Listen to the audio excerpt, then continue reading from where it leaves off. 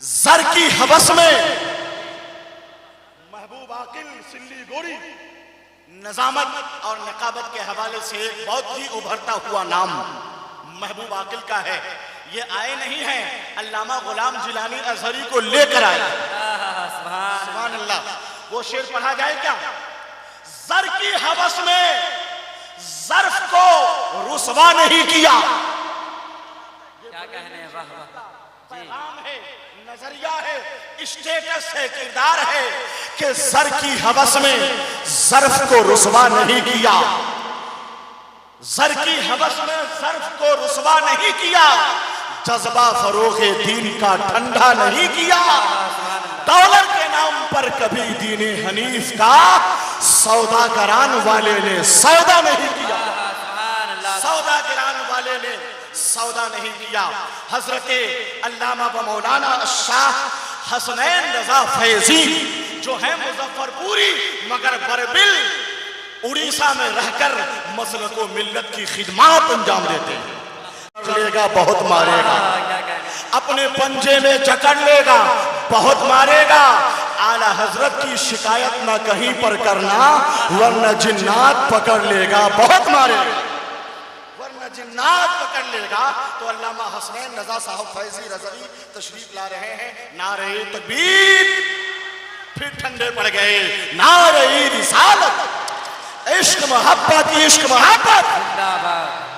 فیضان سرکار سرکاری, فیضان تاج الشریعہ کانفرنس, علامہ حسنین رضا صاحب اڑیسہ.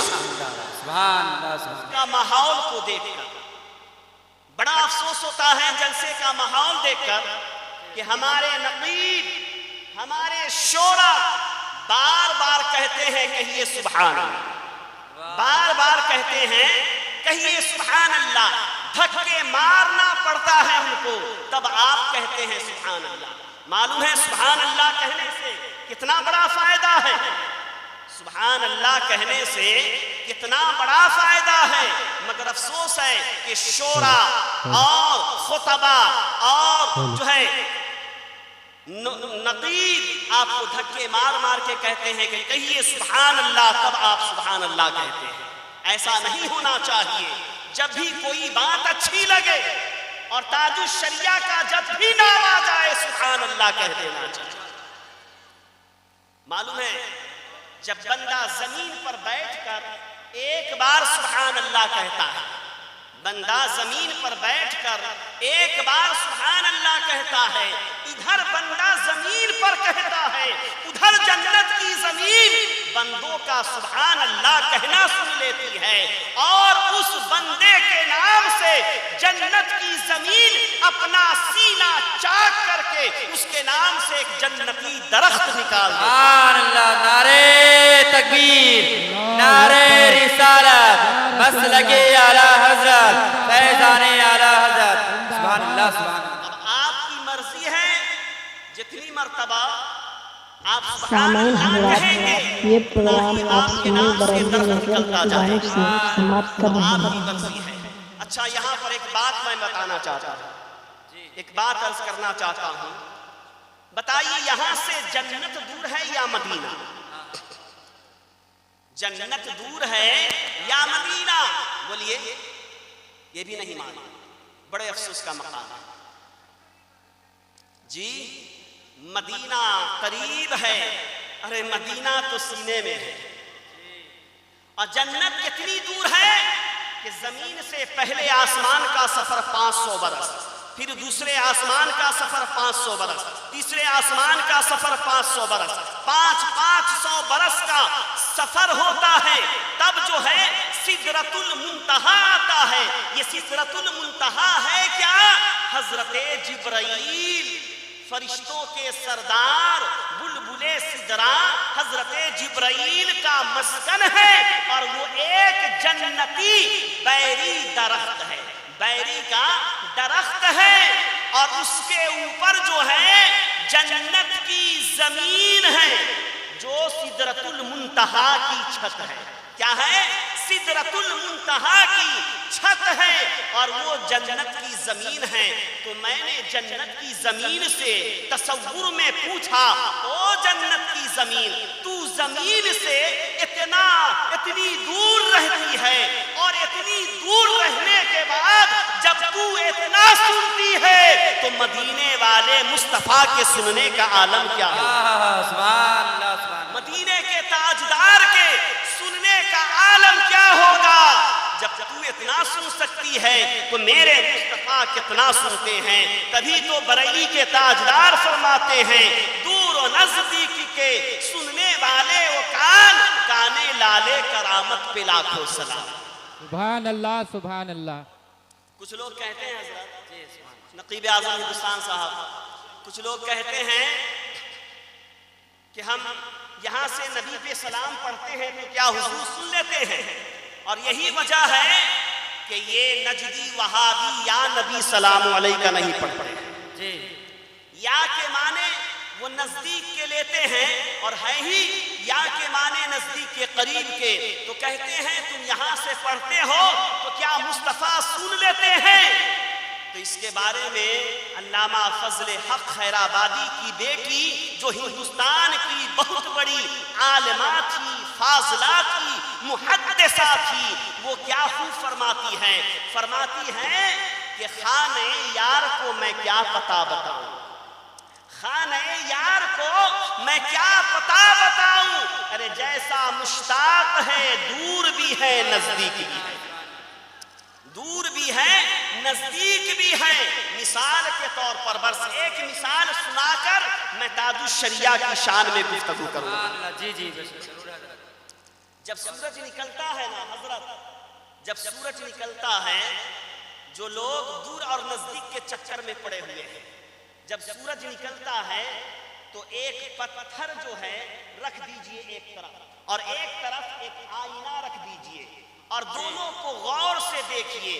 جب پتھر کو دیکھیں گے تو پتھر جیسا تھا ویسا ہی نظر آئے گا، جب آئینہ کو دیکھیں گے تو پورا سورج آئینہ میں اترا ہوا نظر آئے گا، جو چمک سورج میں نظر آئے گا وہی چمک آئینہ میں نظر آئے گا، جو روشنی سورج میں نظر آئے گا وہی جو روشنی سورج میں نظر آئے گی وہی روشنی آئینہ میں نظر آئے گی۔ تو مجھے کہہ لینے دیا جائے کہ جس کا دل پتھر ہوتا ہے مصطفیٰ ان سے دور رہتے ہیں، جس کا دل آئینہ ہوتا ہے مصطفیٰ سینے میں رہتے ہیں۔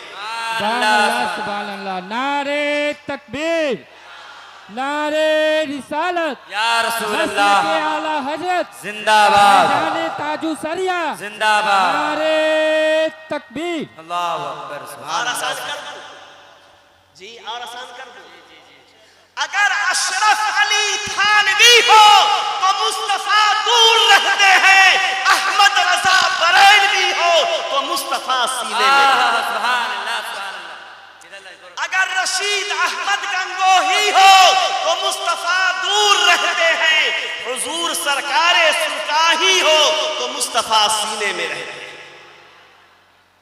تو یہ تو مشتاق کی بات ہے، جس کا دل پتھر ہوتا ہے مصطفیٰ ان سے دور رہتے ہیں، جس کا دل آئینہ ہوتا ہے مصطفیٰ ان کے سینے میں رہتے ہیں۔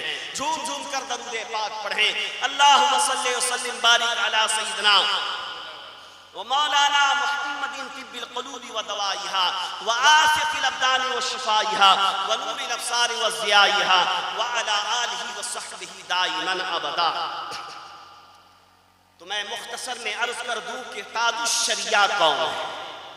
حضور تاج الشریعہ کی شان میں آج یہ محفل سجی ہوئی ہے، یہ بزم سجی ہوئی ہے۔ تاج الشریعہ کون ہے؟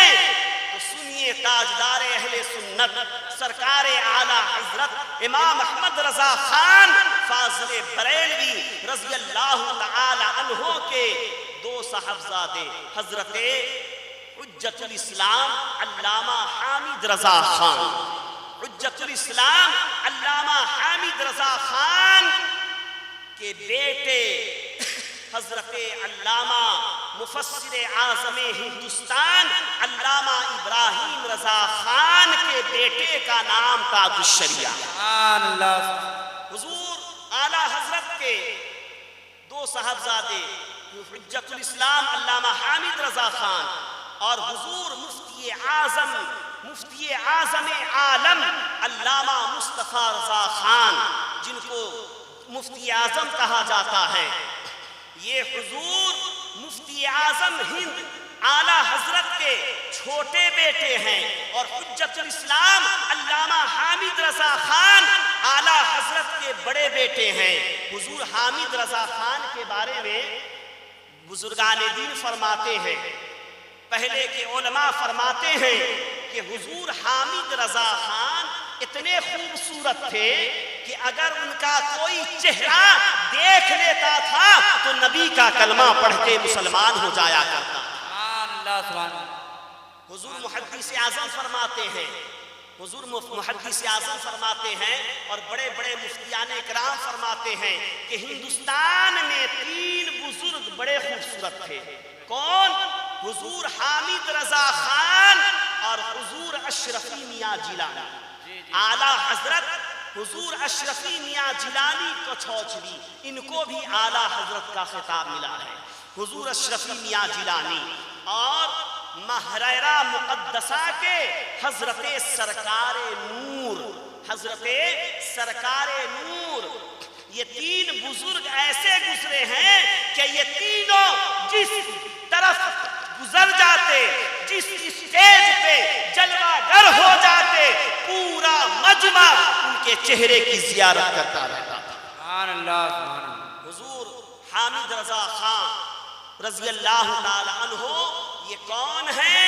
اعلیٰ حضرت کے بیٹے ہیں، اعلیٰ حضرت کے بیٹے ہیں، اور حضور حامد رضا خان کے بیٹے مفسر اعظم ہند کے بیٹے تاج الشریعہ ہیں، اور حضور مفتی اعظم ہند کی بیٹی حضور ابراہیم رضا خان تاج الشریعہ کی ماں ہے۔ حضور تاج الشریعہ کی ماں کون ہے؟ حضور مفتی اعظم ہند کی بیٹی ہے۔ تو پتا چلا کہ حضور حامد رضا خان حضور تاج الشریعہ کے دادا ہیں، اور حضور مفتی اعظم ہند حضور تاج الشریعہ کے نانا ہیں۔ تو ایک طرف جو ہے اعلیٰ حضرت تاج الشریعہ کے اپنے سگے دادا بھی ہیں اور سگے نانا بھی ہیں، سگے نانا بھی ہے۔ حضور تاج الشریعہ کی کیا شان ہے؟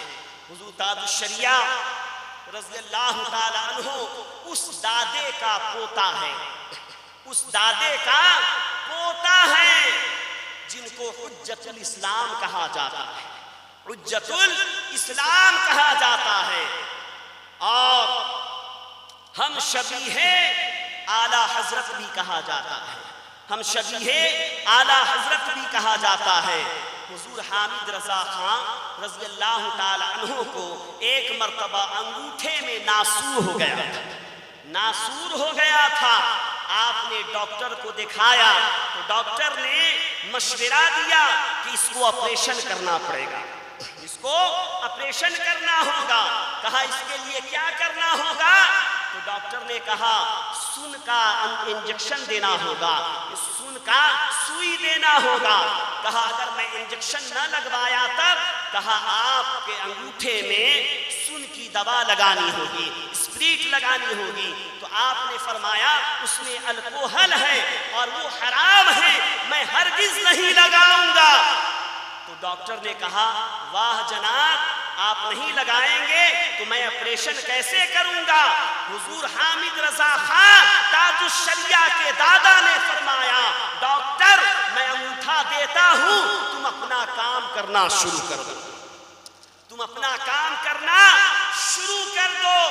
چنانچہ ڈاکٹر بھی چہرہ دیکھ کر سلنڈر ہو گیا اور حضور حامد رضا خان کے جو ہے انگوٹھے کا آپریشن کرنا شروع کر دیا، اور حضرت حامد رضا خان آنکھیں بند کر لیتے ہیں، آپریشن ہوتا رہا، اور جب آپریشن مکمل ہو گیا تو معلوم ہے ڈاکٹر نے کہا حضور آپریشن ہو چکا ہے، مگر تعجب ہے کہ آپ کو درد اور تکلیف نہ ہوئی، آپ کو کو کیسے تکلیف نہ ہوئی؟ تو حضور حامد رضا خان نے فرمایا جو نگاہیں مصطفیٰ کے جلووں میں گم ہو جائے، جو آنکھیں مصطفیٰ کی زیارت میں جو گم ہو جائے، اس حامد رضا کو درد اور تکلیف کیسے ہو سکتی ہے؟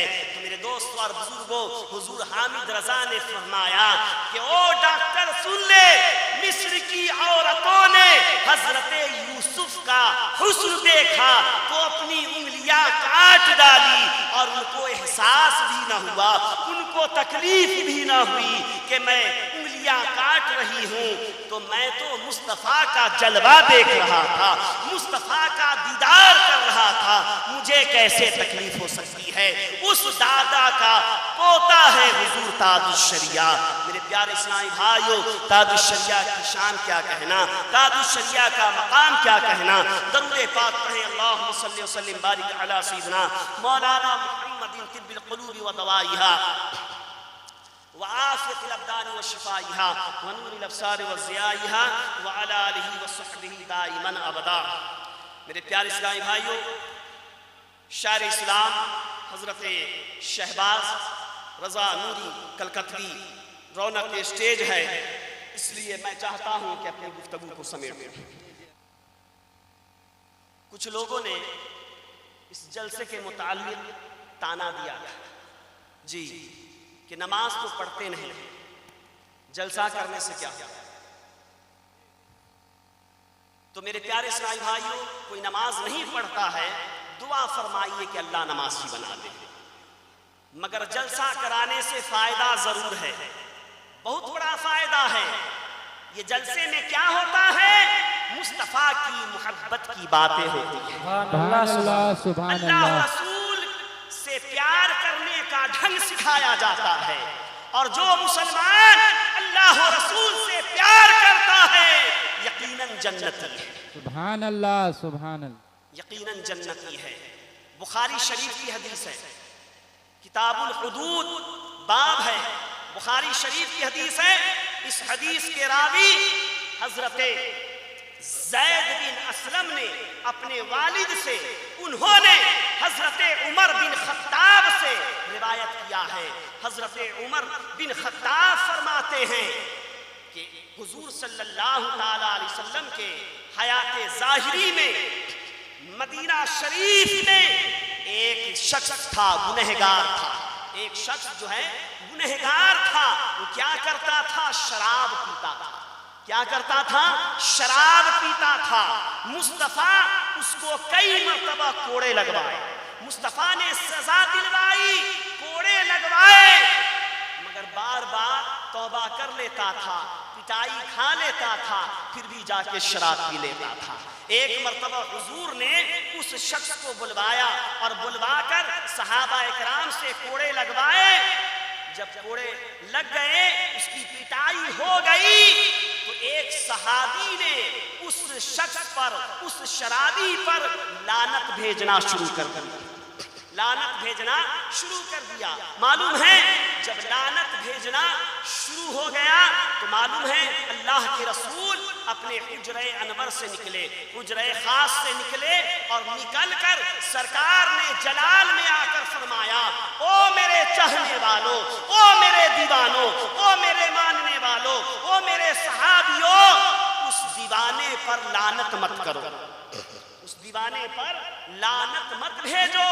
میں تو اتنا جانتا ہوں کہ وہ دیوانہ اللہ و رسول سے پیار کرتا ہے، اللہ و رسول سے محبت رکھتا ہے۔ تو میرے دوستوں اور بزرگوں، اگر کسی کے اندر کمی ہے، نماز نہیں پڑھتا ہے، تو آپ اسے نماز کی دعوت دیجئے، آپ اسے نماز کی دعوت دیجئے۔ اچھا وہ بندہ کون سا عمل کرتا تھا جس سے سرکار نے فرمایا کہ وہ اللہ و رسول سے پیار کرتا ہے، اللہ و رسول سے محبت کرتا ہے؟ تو سنیے، وہ حضور کو ہنسایا کرتا تھا، وہ دیوانہ، وہ گنہگار حضور کو ہنسایا کرتا تھا اور لطیفہ سنایا کرتا تھا۔ کب سناتا تھا؟ جب حضور تھک کے آتے، تھک مان کے آتے اور جب رات میں مجلس لگتی محفل سجا کرتی تھی تو ہر صحابی اپنا اپنا دکھڑا سنایا کرتے تھے، اپنی اپنی پریشانی سنایا کرتے تھے، تو وہ دیوانہ بھی وہ شرابی بھی حضور کی مجلس میں بیٹھتا اور حضور کو کوئی لطیفہ سنا دیتا تو حضور مسکرانے لگتے تھے۔ تو حضور کو خوش کرنے کے لیے، حضور کو تھکان دور کرنے کے لیے حضور کو ہنسایا کرتا تھا، حضور کو ہنسایا کرتا تھا۔ میں ادھر ادھر کی بات نہیں سنا رہا ہوں، بخاری کی حدیث سنا رہا ہوں۔ وہ دیوانہ حضور کو ہنسایا کرتا تھا، اور دوسرا کام کیا کرتا تھا کہ جب وہ کام کاج میں جاتا تو شام میں واپس لوٹتے وقت شہد اور پنیر خرید کر لے آتا، ادھار، پیسے دے کر نہیں، ادھار خرید کر لاتا، شہد اور پنیر ادھار لے آتا اور حضور کی خدمت میں پیش کر دیتا کہ یا رسول اللہ میں نے آپ کے لیے شہد اور پنیر خرید لایا ہوں۔ اور جب وہ شہد اور پنیر والا آتا پیسے لینے کے لیے تو وہ نوجوان، وہ حضور کا دیوانہ کیا کرتا تھا کہ اس شہد پنیر والا کو لے کر حضور کی بارگاہ میں چلا جاتا اور کہتا یا رسول اللہ میں تو آپ کو جانتے ہیں کہ میں کنگال ہوں، میں فقیر ہوں، میں پیسے کہاں سے دوں گا،